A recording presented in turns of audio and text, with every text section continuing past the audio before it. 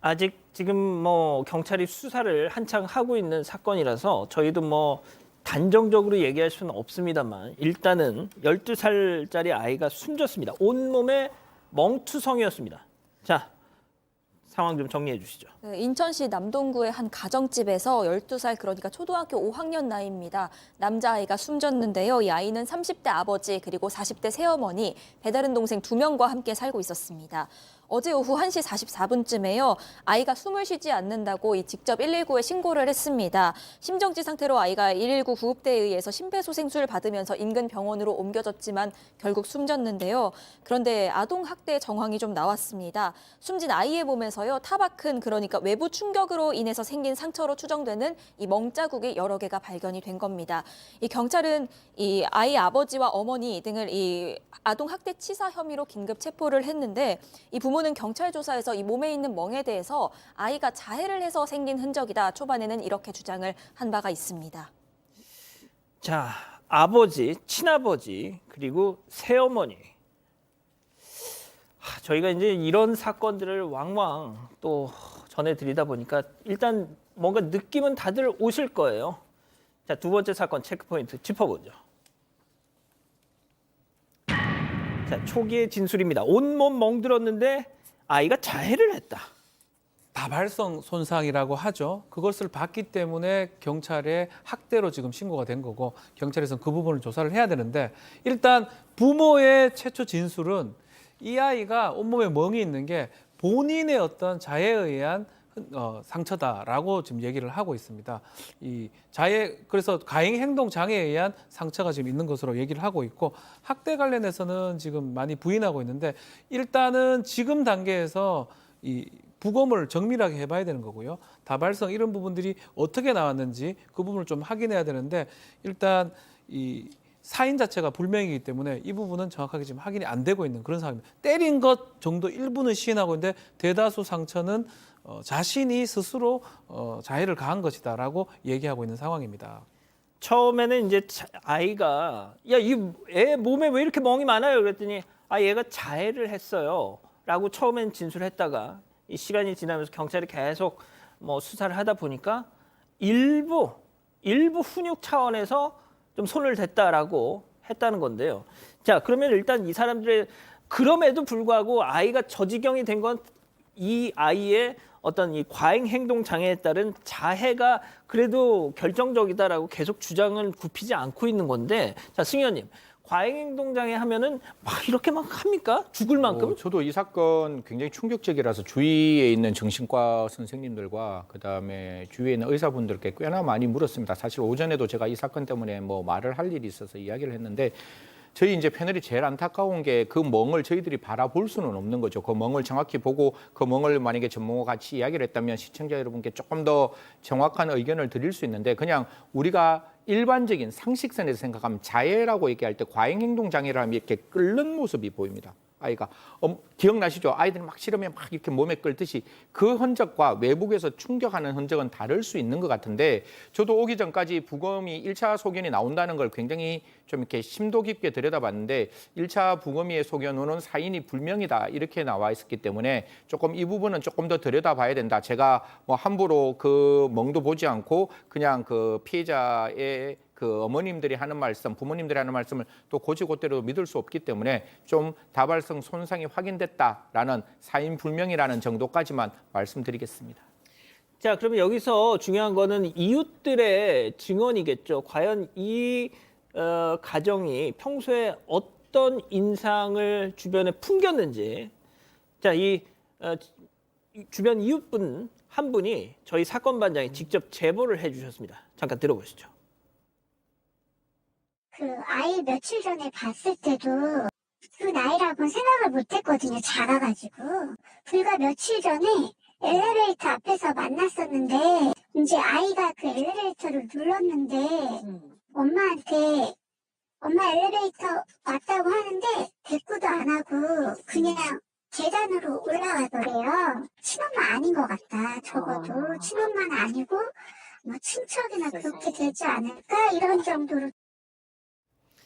자, 이 진짜 사람들이라는 게 말이죠. 그 받는 인상이 딱 정확합니다, 팀장님. 그러니까 그렇습니다. 뭔가 딱 보니까 그 옆에서 보는데도 친엄마가 아닌 것 같은데라는 인상을 받으셨는데 세상에 그 밤 사이에 막 구급차, 경찰차가 와가지고 애가 죽어 나갔다는 얘기를 듣고 이분이 충격을 받으셨어요. 예?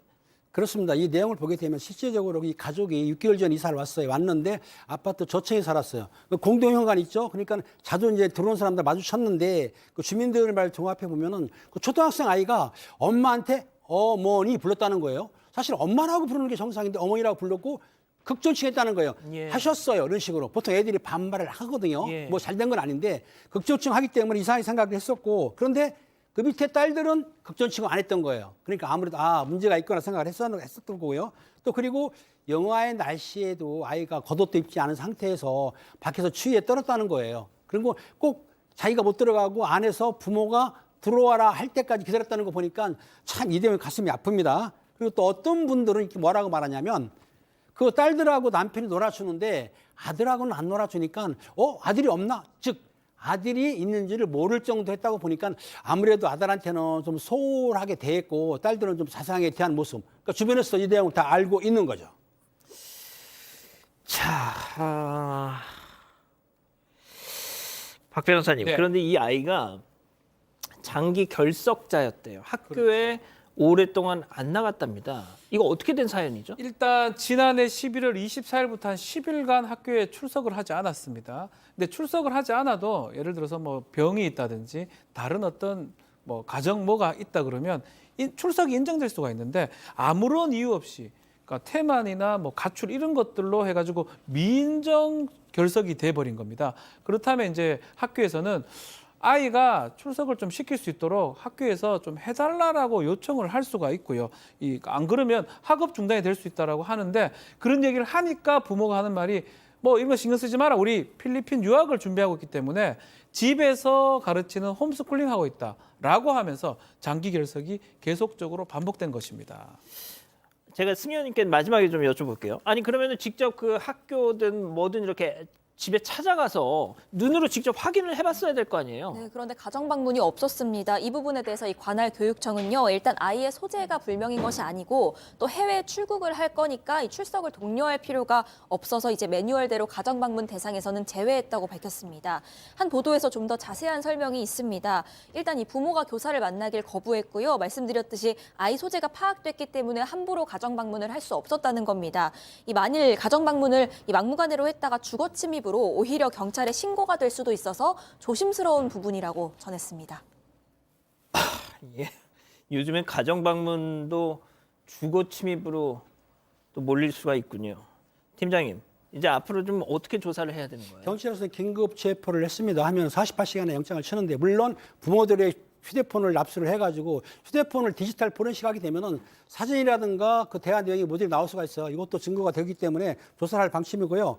또 확인해 보니까 집에 안방과 작은 방에 CCTV가 있던 거예요. CCTV는 뭐냐면은 휴대폰으로 검색할 수 있게 실시간으로 하는 건데 아마 그것을 작동을 안 해가지고 아마 CCTV에 자료는 없는 걸로 지금 제가 알고 있습니다. 그리고 국립과학수사연구원에서 시신을 부검을 했는데 지금 통보가 저리로 온 건 아니고 구도 소견은 뭐라고 나왔냐면 아직은 사인 불명이다. 그리고 예. 다발성 손상이 있기 때문에 좀 더 조사를 해야 되고 또 나중에 통보가 오게 되면은 정확한 사망 원인을 알고요.